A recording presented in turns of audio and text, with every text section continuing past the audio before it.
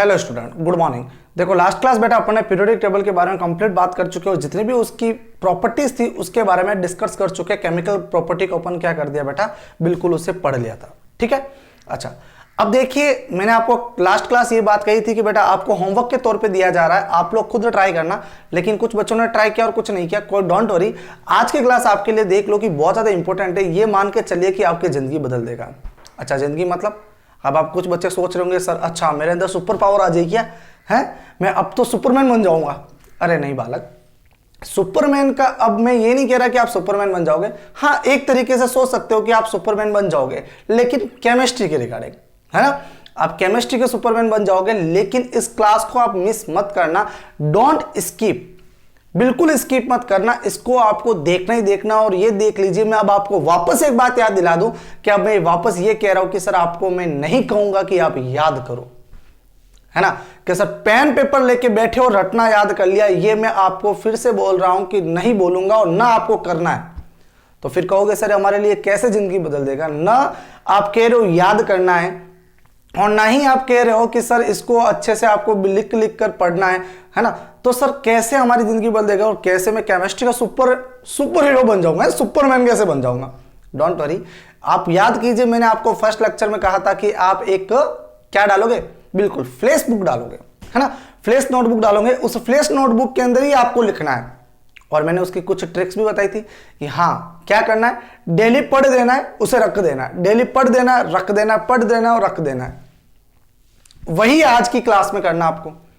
Flash book में आपको लिखा, डेली सिर्फ पढ़ना आपको, है ना। आपके ऊपर कोई प्रेशर नहीं है कि बस उसे याद करना है, याद करना है, याद करना है। ऐसे याद नहीं होने वाला हो। जब आप डेली के डेली उसे याद मतलब पढ़ने लगोगे तो ऑटो याद होने लग जाएगा, है ना। जैसे एक मोबाइल नंबर है आपके पास, आप ही का नया सिम लिया, आपने नया सिम कार्ड लिया और आप वो नया सिम कार्ड लिया और जनरल किसी ने फ्रेंड से पूछ लिया, अच्छा भाई तेरा मोबाइल नंबर बता दे। अरे यार याद नहीं आ रहा, क्या नंबर है, आपने 2-3 बार देख के बताया, है ना। सब बच्चों के अलग अलग तरीके होते हैं याद करने के। मेरा तरीका अलग है, आप लोगों का तरीका अलग है ना। सबके याद करने का तरीका अलग होता है, तो आप उन सबको मत कर लेना, ठीक है। तो किसी बच्चे ने पूछ लिया कि सर अपने फ्रेंड सर्किल पूछ लिया, बताओ उनके नंबर बताओ। तो अगर वो नंबर डिजिट में लिखे, जैसे मान लीजिए कि सर कुछ इस प्रकार लिखे 8947861307, ये मेरे नंबर है, बराबर। अब किसी बच्चों ने 894 करके बोला, है ना। कोई बोल रहा है हाँ 894-786-1307, कुछ ऐसे बोल रहा है। कुछ 2-2 डिजिट को लेकर 7-7 बोलेगा, कुछ 2 को लेगा, फिर 3 को लेगा, फिर 2 को लेगा, फिर 3 को लेगा। तो सबके जो याद करने का जो तरीका हुआ वो सबका अलग है, लेकिन ये तरीका आप लोगों ने खुद ने ढूंढा है कि मैं इस नंबर को कैसे याद करूं, है ना। अब ऐसे तो गए नहीं कि मास्टर जी के पास आ गए सर नंबर याद नहीं हुआ, या फिर जो मोबाइल सिम वालों के पास है जहां से आपने परचेज किया वहां एजेंट को जाकर बोल रहे हो भाई साहब ये तो नंबर याद ही नहीं हो रहा। अरे ऐसा तो नहीं कर रहे ना, ठीक है। तो ऐसा नहीं कर रहे, लेकिन आपको नंबर तो याद हो रहा है कुल मिलाकर, है ना। कैसे, वो आप लोगों ने तरीका ढूंढा है। तो वही बात कह रहा हूं कि सर जो आज अपन वन व्यू के अंदर जो पूरी पीरियोडिक टेबल पढ़ेंगे वो आपको कैसे याद रखते हो। अब वापस आप कह रहे हो कि सर अभी तो आपने कहा था याद नहीं रखना, कैसे याद रखते हो। हाँ, जो पढ़ने का जो तरीका आपका, वो कैसे पढ़ते हो वैसे याद हो जाएगा। अब नंबर को आपने जो 2-2 डिजिट के अंदर डिवाइड किया है वो आप रटने नहीं बैठे थे, आपने 2-3 बार किसी को अपने नंबर बताए ऐसे देख देख कर, वो फिर वो याद हो गए, है ना। लेकिन वो तरीका था आपका, तो उसी तरीके से आपको पढ़ना है, बराबर। तो वैसे वो जल्दी याद हो जाएगा आपको, ठीक है ना। तो सर अपने ज्यादा प्रेशर नहीं लगाना है कि सर पढ़ना है, लेकिन हाँ इस बात का ध्यान रखना, मैं एक बार वापस कह दूं कि आज की जो क्लास है आपकी वो आपकी सच में जिंदगी बदल देगी।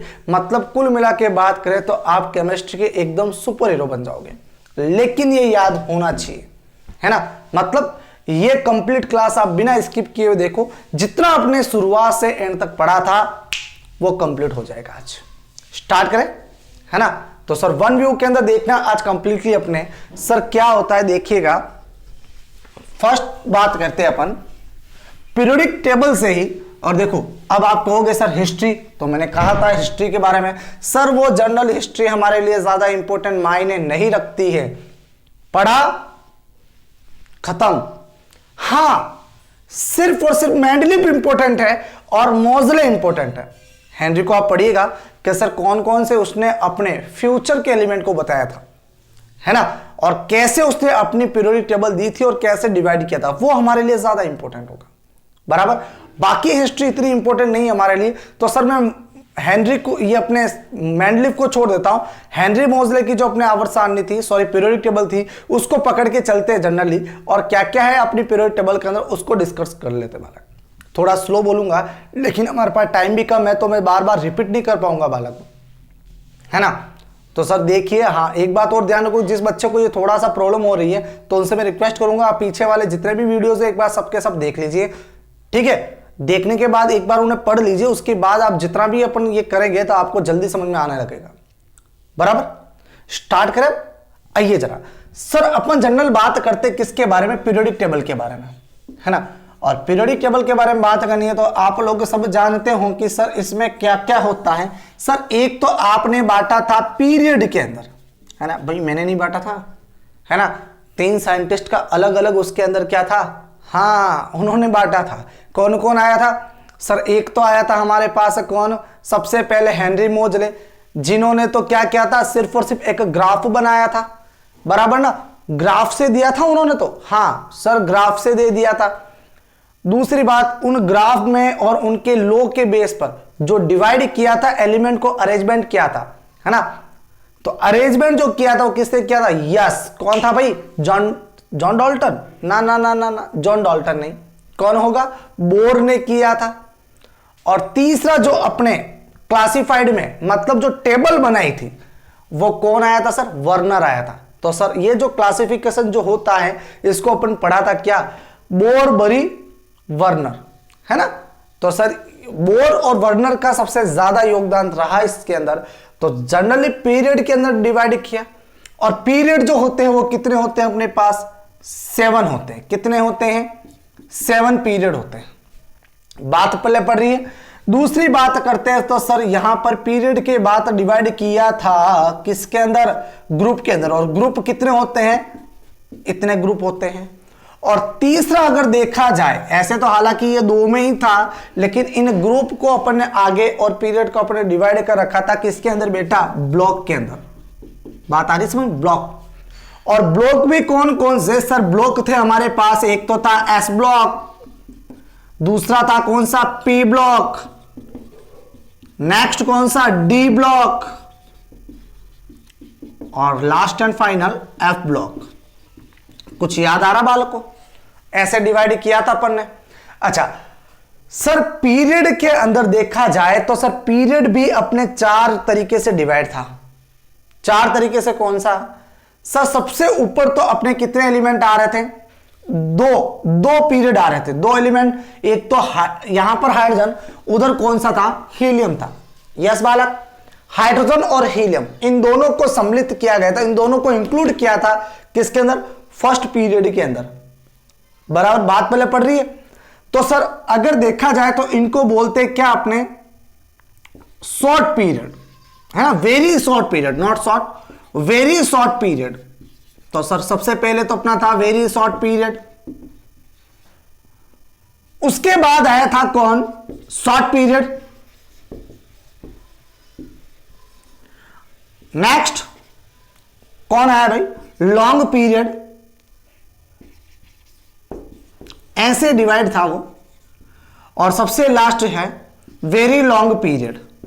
अब इनको आपको याद रखना पड़ेगा बालक, है ना। चलिए अब आप कहोगे सर कौन कौन से ऐसे डिवाइड है, चलो आओ जरा देखते हैं कैसे। सर अपन ने क्या किया था, कुछ इस प्रकार से अरेंजमेंट बनाया था पीरियोडिक टेबल का, है ना, ऐसे ही बनाया था ना। चलो सर ये पीरियोडिक टेबल अपने पास बन चुकी है, ब्लॉक बनाना स्टार्ट करो, यहां से हटा देते थोड़ा, चलो ये अपने कंप्लीट हो गए, 1 2 3 4 5 6 और 7 हो गया बालक। अच्छा अब बताइए जरा कि सर इन दो के अंदर तो क्या आ रहे थे, एफ ब्लॉक एलिमेंट आ रहे थे, यहां पर डी ब्लॉक एलिमेंट आ रहे थे, और इधर की बात करें तो सर ये क्या आ रहा था अपने, यहां पर हाइड्रोजन है और इधर क्या है, हीलियम है। बता रहा हूं देखो याद करने का तरीका कि सर रट्टा नहीं मारना है, लेकिन कोई पूछ ले तो कैसे सोल्व करना है। हीलियम आ रहा उधर सर, यहां पर ये वाले, और फिर इधर अपने कंटिन्यू, फिर यहां पर सोडियम, फिर वापस कंटिन्यूड, बराबर, इसलिए थोड़ा सा नीचे रहेगा, ठीक है ना, यहां से। चलो सर, ऐसे अपने क्या हो रहा था, डिवाइड हो रहा था। अब बताइए जरा सर, ये जो अपने हाइड्रोजन और हीलियम वाला था, ये तो था क्या, शॉर्ट, वेरी शॉर्ट, और ये दो है, ये क्या होगा, शॉर्ट, और ये लॉन्ग, और ये सबसे वेरी लॉन्ग। अब देखो कौन कौन सा पीरियड, एक नंबर पीरियड शॉर्ट, तो आप लिखो यहां पर एक number period short can include है, बात पहले पड़ गई। दूसरी बात सर, यहां पर देखा जाए तो सर ये वाला और ये वाला, मतलब 2 और 3, 2 और 3 क्या है, शॉर्ट के अंदर आ रहे हैं, तो सर यहां पर 2 नंबर और 3 नंबर, 2 और 3 पीरियड किसके इंक्लूड आ रहे हैं सर, वो हमारे पास शॉर्ट पीरियड के इंक्लूड कर रहे हैं, बराबर। आइए जरा यहां देखें 4 और 5, तो सर इन दोनों को देखा जाए तो सर ये अपने किस में आ रहे हैं, लॉन्ग के अंदर, तो यहां पर लिखो 4 और 5, और सबसे लास्ट 6 और 7, बात पहले पड़ गई। चलो सर इसको अच्छे से लिख लेते हैं अब कि सर कैसे इंक्लूड किया गया है ना।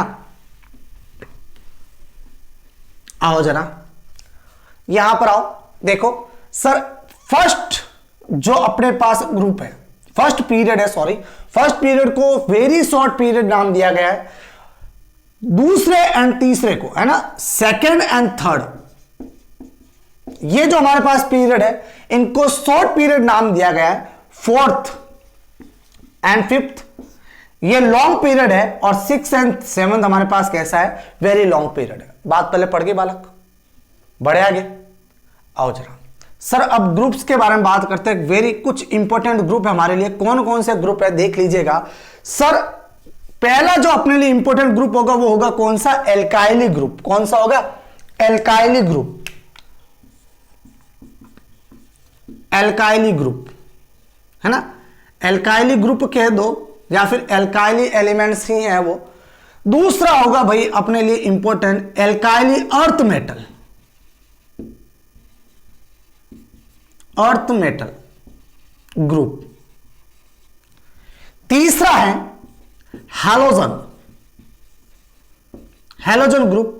और चौथा जो ग्रुप अपने लिए इंपॉर्टेंट ग्रुप है कौन सा, जीरो ग्रुप। जीरो बोलो या फिर इनर्ट ग्रुप कह दो, एक ही बात है बालक, ये हमारे लिए वेरी इंपॉर्टेंट बात पहले पढ़ रही।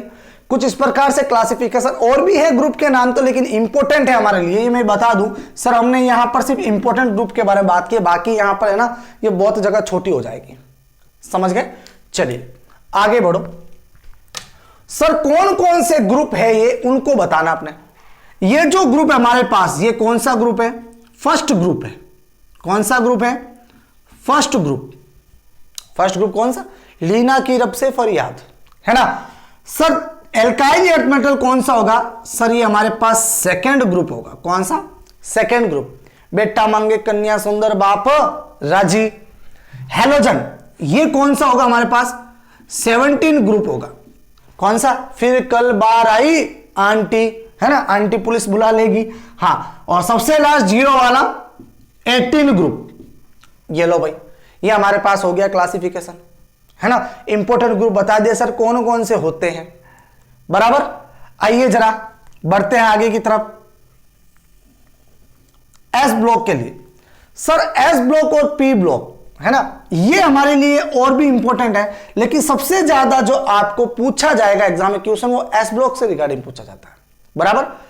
एस ब्लॉक कौन कौन से होंगे सर, फर्स्ट एंड और सेकंड है, ये इनके नाम दिए गए हैं, ध्यान देना विशेष तौर से।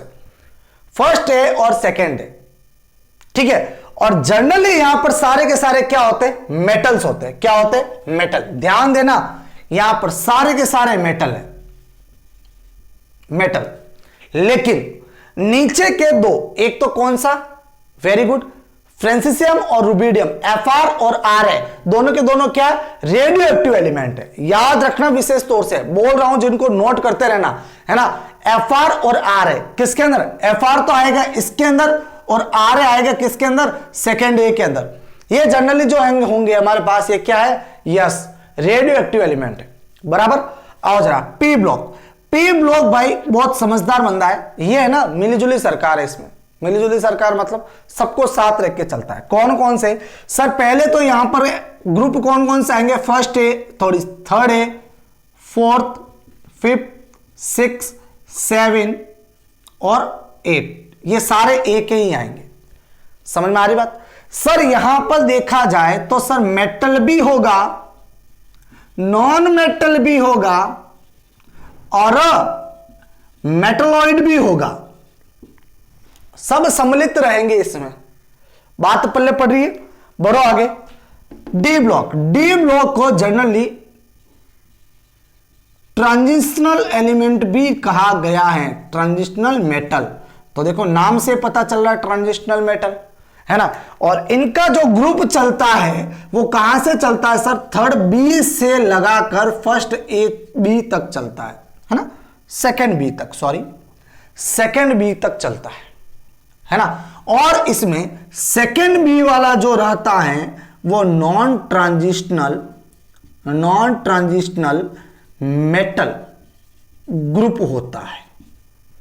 ठीक है बालक। लास्ट एंड फाइनल कौन है हमारे पास? F block. और एफ ब्लॉक को बोलते हैं क्या? इनर ट्रांजिशनल मेटल बोला गया। और इसको दो भागों में डिवाइड किया गया। कौन कौन सा सर? एक तो होता है लैंथेनॉइड।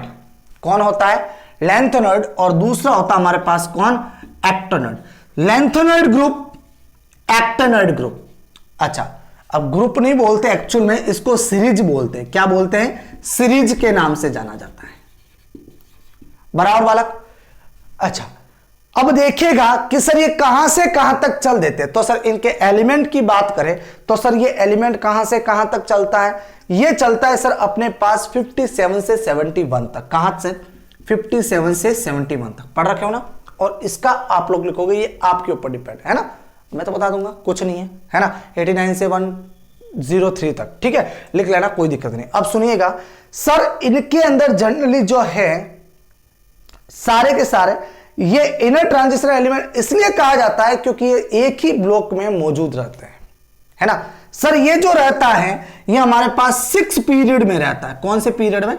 6 पीरियड में मौजूद रहता है। और ये कहां रहता है सर? ये 7th पीरियड में मौजूद रहता है। देखो ये इंफॉर्मेशन हमारे लिए बहुत ज्यादा इंपॉर्टेंट है ना, ध्यान देना। अब बात करते हैं सर, पीरियड की बात हो गई और अब मैं बात करता हूं ग्रुप के बारे में। तो सर ये कौन से ग्रुप में मौजूद रहता है? यस, ये रहता है सर हमारे पास third B, that is third group के अंदर मौजूद रहता है। और ये भी कहां रहता है? थर्ड बी के अंदर, दैट इज कहां पर? थर्ड ग्रुप के अंदर मौजूद रहता है ना। मतलब एक ही ब्लॉक में 14 एलिमेंट्स मौजूद रहेंगे, कुल मिलाकर बात ये है ना। और दोनों के दोनों मेटल्स होते हैं। और इनके अंदर, इनमें तो कम रेडियो एक्टिव एलिमेंट होते हैं, लेकिन सबसे ज्यादा रेडियो एक्टिव एलिमेंट कहां होते हैं? एक्टिनॉइड के अंदर होते हैं। और ट्रांस यूरेनिक एलिमेंट कौन कहलाते हैं? एक्टिनॉइड सीरीज ही कहलाती है। ट्रांस यूरेनिक एलिमेंट, है ना। 92 के बाद जितने भी एलिमेंट होते हैं, यूरेनियम के बाद जितने भी एलिमेंट होते हैं, उन्हें ट्रांस यूरेनिक एलिमेंट के नाम से जाना जाता है। बात समझ आगे भी आपके, है ना। तो सर ये मैंने आपको जनरली किसके बारे में नॉलेज दिया है? पीरियोडिक टेबल के बारे में नॉलेज दिया है ना, जो अपन पहले पढ़ चुके हैं। ठीक है, फटाक से इसका स्क्रीनशॉट लो, लिखने का आपके पास टाइम नहीं है और ना मैं दूंगा आज, है ना। फटाफट लो, फिर अपन आगे डिस्कस करते हैं जनरली।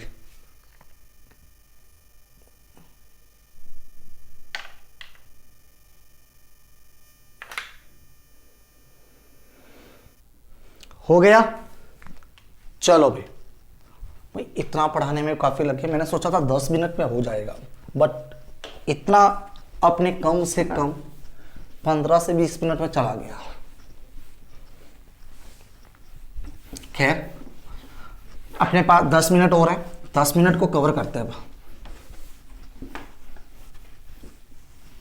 अब आप सोच रहे होंगे कि सर 10 मिनट में क्यों, आप तो 20 मिनट में करवा सकते हो। नहीं भाई, नहीं करवाने का रीज़न ये है क्योंकि अगर जितना बड़ा रहेगा उतना आपको थोड़ा सा लगेगा कि सर इतने सारे डेटा हम कब कवर करेंगे। कोई दिक्कत नहीं है, जितना कम टाइम में होगा उतना आपको कॉन्फिडेंस बढ़ेगा, इसीलिए करवा रहा हूँ। ठीक है, बाकी टाइम तो खूब है अपने पास। चलिए देखो आगे। सर अब बात करते हैं किसके बारे में? केमिकल प्रॉपर्टीज के बारे में, है ना।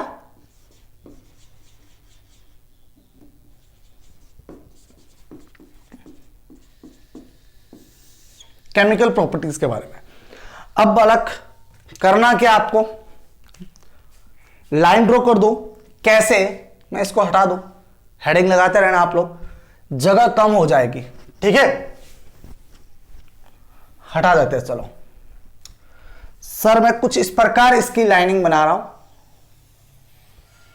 एक तो ऐसे और एक ऐसे, ठीक है भाई। चलो सब एक साथ ही बात हो जाएगी। सर ये तो अपना चलेगा कैसे, यहां लिख देता हूं,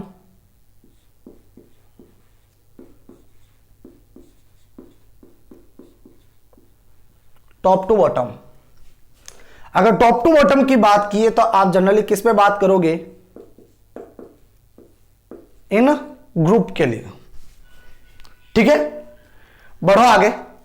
सर यहां पर आप जनरली जो डिस्कस करने वाले हो वो किसके लिए बात करोगे, लेफ्ट टू राइट, मतलब इन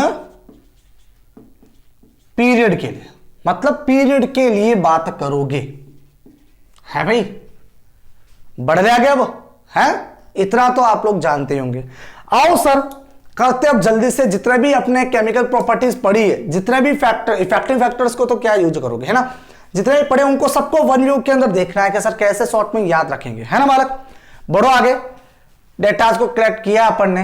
आओ जरा सर सबसे पहले बात करते हैं किसके बारे में, एटॉमिक साइज के बारे में। तो यहां लिख देते हैं पहले एटॉमिक साइज, एटॉमिक रेडियस लिखो, चलो एटॉमिक रेडियस, ठीक है। अच्छा एटॉमिक रेडियस की बात करेंगे तो सर इधर से इधर जाएंगे ऐसे जाने पर, और एक ऐसे जाने पर, एक इधर जा रहे हैं और एक इधर जा रहे हैं। तो सर ऐसे जाने पर जनरली होगा क्या, सर ऐसे जाएंगे तो सर अपने पास एटॉमिक रेडियस जो होती है वो क्या होती है, इंक्रीज होती है, और ऐसे जाने पर क्या होती है, डिक्रीज होती है। क्यों होती है, यहां पर लिखोगे सर क्या, due to n quantum number, quantum n quantum number increase, और यहां पर लिखोगे क्या, जेड इफेक्ट इंक्रीज। बोलो बात समझ आ गई है भाई। चलो हम जानते हैं कि सर एटॉमिक रेडियस जो होती है वो directly proportional to atomic size होती है, मतलब एटॉमिक साइज को बढ़ाओ या एटॉमिक रेडियस की बात करो, दोनों हमारे लिए क्या होंगे, सेम होंगे। तो अपन जनरली आगे डिस्कस नहीं करेंगे, मैं सिर्फ एक ही चीज बात करूंगा। आगे बढ़े सर, अगली बात करते हैं अपन किसके लिए, यस स्लिडिंग के लिए कर दो। यहां नहीं लिखे, यहां लिखो,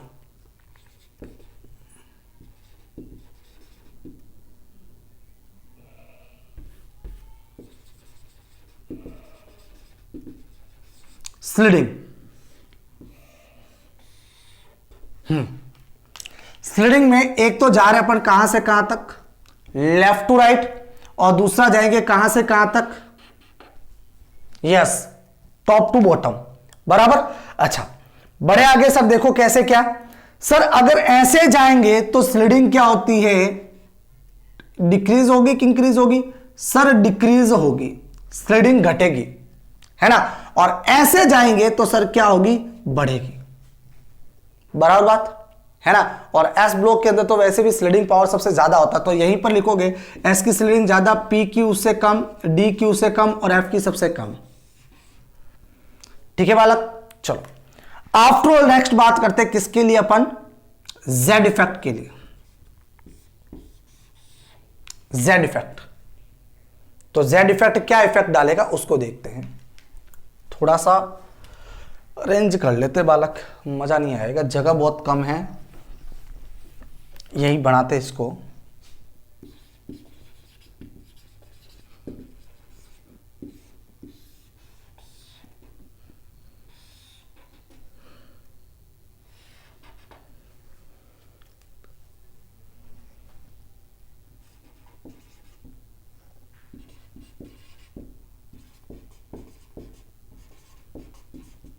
ठीक है चलो नेक्स्ट बात करनी थी अपने किसके लिए, जेड इफेक्ट के लिए।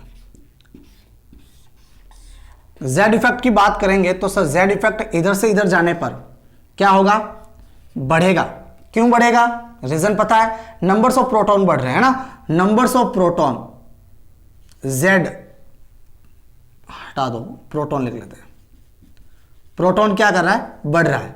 और यहां से यहां पर देखें तो जेड इफेक्ट यहां पर क्या होगा, डिक्रीज होगा। ठीक है, चलो अब बात करते हैं नेक्स्ट फैक्टर, कौन सा अपने पास, यस कौन सा चलेगा सर, इलेक्ट्रॉन एफिनिटी।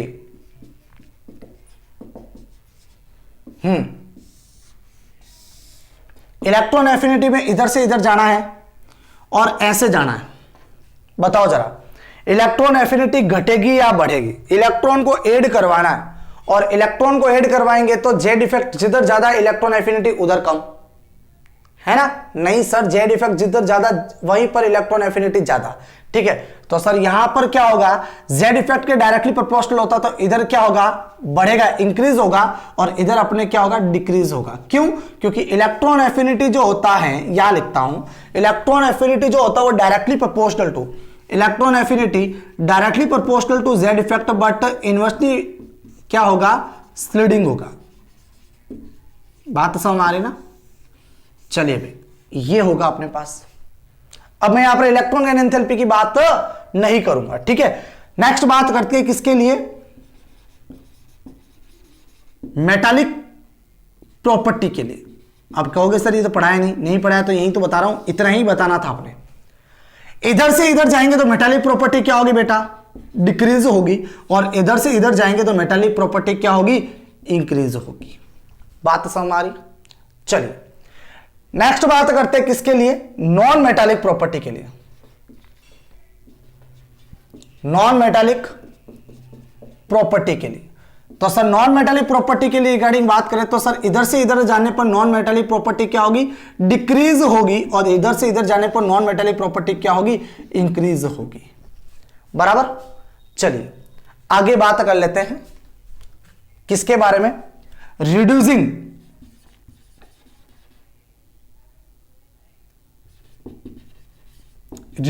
पावर के बारे में। देखो टॉप टू बॉटम में जाने पर रिड्यूसिंग पावर क्या होती है, इंक्रीज होती है, और लेफ्ट टू राइट जाने पर रिड्यूसिंग पावर क्या होती है बेटा, डिक्रीज होती है। ये सारे क्या है, जैसे अपन एस ब्लॉक पढ़ेंगे वहां पर सब कुछ समझ में आ जाएगा। अभी आप इतना देखो, लेफ्ट टू राइट जाने पर रिड्यूसिंग पावर डिक्रीज होती है और टॉप टू बॉटम में जाने पर क्या होती है, इंक्रीज होती है। और इसी के साथ अपन देख लेते हैं किसको, ऑक्सीडाइजिंग पावर को। किसको? ऑक्सीडाइजिंग पावर को। और ऑक्सीडाइजिंग पावर क्या होती है भाई, सर ऑक्सीडाइजिंग पावर में अपन लेफ्ट टू राइट जाते हैं तो क्या होता है, इंक्रीज होता है, और टॉप टू बॉटम में जाते हैं तो क्या होता है, डिक्रीज होता है। ठीक है, फटाफट इसको स्क्रीनशॉट लो, फिर अपन आगे डिस्कस करते हैं, क्योंकि अभी तक तो आधे ही फैक्टर्स आए हैं, और भी फैक्टर्स अपने बचे हैं, है ना भाई? ले लिया? चलो बढ़ो भाई आगे, हटा देते हैं इसको।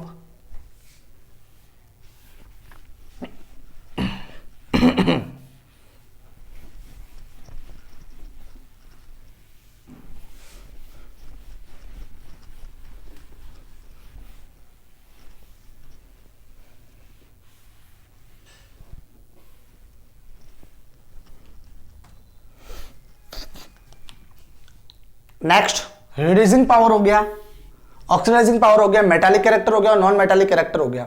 ठीक है, आगे बात करते हैं किसके बारे में,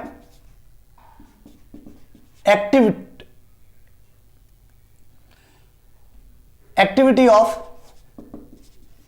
मेटल के बारे में। तो सर एक्टिविटी ऑफ मेटल के बारे में डिस्कस करेंगे तो मेटल की एक्टिविटी जो होती है वो टॉप टू बॉटम जाने पर क्या होती है, इंक्रीज होती है, और लेफ्ट टू राइट जाने पर एक्टिविटी क्या होती है, डिक्रीज होती है। ठीक है, नेक्स्ट कुछ बचे अपने पास अब, electro positive metal. Electro positive metal की बात करें तो टॉप टू बॉटम जाने पर पॉजिटिविटी क्या होती है बेटा, इंक्रीज होती है, और लेफ्ट टू राइट जाने पर क्या होती है, डिक्रीज होती है। इनको याद रखना पड़ेगा, इसमें मैं कुछ नहीं कर सकता, आप कुछ नहीं कर सकते। आप कहोगे सर ये नई नई चीजें आ रही है सामने, है ना, ये तो आपने पढ़ाया नहीं। बिल्कुल नहीं पढ़ाया बालक, ये सारा का सारा क्या था, शॉर्ट पे याद रखना था। तो मैंने चाहा था कि इन सबको एक साथ ही इकट्ठा कर लेंगे, तो इनको याद रखना, मैंने 3-4 आपको नए बताए हैं। ठीक है, चलो आगे देखो, इलेक्ट्रोनेगेटिविटी। सर इलेक्ट्रोनेगेटिविटी की बात करें तो लेफ्ट टू राइट जाने पर इलेक्ट्रोनेगेटिविटी क्या होती है, इंक्रीज होती है, और टॉप टू बॉटम जाने पर क्या होती है, डिक्रीज होती है, बराबर। और लास्ट एंड फाइनल अपना एक और फैक्टर्स रहा, वो कौन सा फैक्टर है सर, यस आईपी। और आईपी की बात करें तो सर आईपी जो है लेफ्ट टू राइट जाने पर आईपी इंक्रीज होती है और टॉप टू बॉटम में जाने पर क्या होती है, डिक्रीज होती है। ठीक है बेटा। अच्छा, अब अगर कोई एक दो छूट गया मेरे से तो वो आप देखिएगा कि सर कौन सा छूटा और कौन सा नहीं, है ना। अब तो इतना कुछ याद भी नहीं रहा कि सर क्या क्या फैक्टर्स पढ़ाए थे, हैं याद नहीं है। चलो एक बार देख लेते हैं, क्या पता हो जाए यार।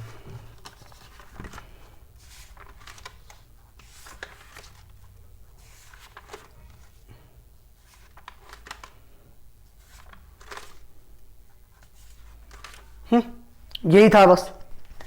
चलो फिर भी आप लोग एक बार देख लेना कि सर कौन कौन से थे। मेरे हिसाब से इतना ही था, है ना। बाकी आप लोगों के ऊपर डिपेंड करता है। हाँ, एक बेसिक नेचर और एक एसिडिक नेचर, इसको कवर कर लेते हैं। देखो ये मैं थोड़ा सा बाउंस हो गया।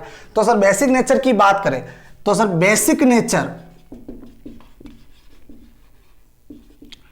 टॉप टू बॉटम में जाने पर बेसिक नेचर क्या होता है, बढ़ता है, और लेफ्ट टू राइट जाने पर क्या होता है, घटता है, डिक्रीज होता है। और एसिडिक नेचर की बात करें तो sir acidic nature top to bottom में जाने पर तो क्या होता है, घटता है, और यहां जाने पर क्या होता है, लेफ्ट टू राइट बढ़ता है। ठीक है, इसको भी कवर कर लेना। अब मेरे हिसाब से कुछ नहीं बचा। ये आईपी और आईई दोनों क्या है बेटा, सेम है ना। देखो पूरे चैप्टर को अपने वन व्यू के अंदर कंप्लीट कर दिया है। अब आपकी ड्यूटी बनती है कि इसको कैसे आप डेली डेली पढ़े, वो आपके ऊपर डिपेंड करता है। ठीक है बेटा। अब चैप्टर अपना पूरा खत्म हो गया, पीरियोडिक और बेसिक क्लासिफिकेशन पूरा हो चुका है। अब अपन नेक्स्ट चैप्टर की तरफ मूव करेंगे। हाँ, इंपॉर्टेंट बात ये कि मैं इस चैप्टर के बीच में आपको गैप दे रहा हूं। अब मैं जो चैप्टर लूंगा वो फिजिकल का चैप्टर होगा, है ना। गैप इसलिए दे रहा हूं, अब आप कहोगे सर कंटिन्यूसली पढ़ा देते तो थोड़ा अच्छा रहता। नहीं, मैं गैप इसलिए दे रहा हूं ताकि आप लोग इन चीजों को थोड़ा सा अच्छे से याद कर लो, और जो आपके पास डीपीपी वगैरह है उनको सोल्व करो, है ना। मतलब जो भी आपके पास क्वेश्चंस हैं उनको सोल्व करो, अप्लाई करना सीखो, तभी जाकर आप बाकी वाले चैप्टर को अच्छे से पढ़ पाओगे, है ना। आगे अपने एस ब्लॉक है, पी ब्लॉक है और केमिकल बॉन्डिंग है ना। तो इनको अभी मैं ड्रॉप करता हूं, फिर अपन एक फिजिकल का चैप्टर लेते हैं और फिजिकल को कंप्लीट करते हैं। ठीक है ना। अभी तो अपन ने थोड़ा फ्लोज किया था। ठीक है बेटा, आज से इतना ही, चैप्टर पूरा हुआ। आप थोड़ा अच्छे से करना। बाय बाय बेटा।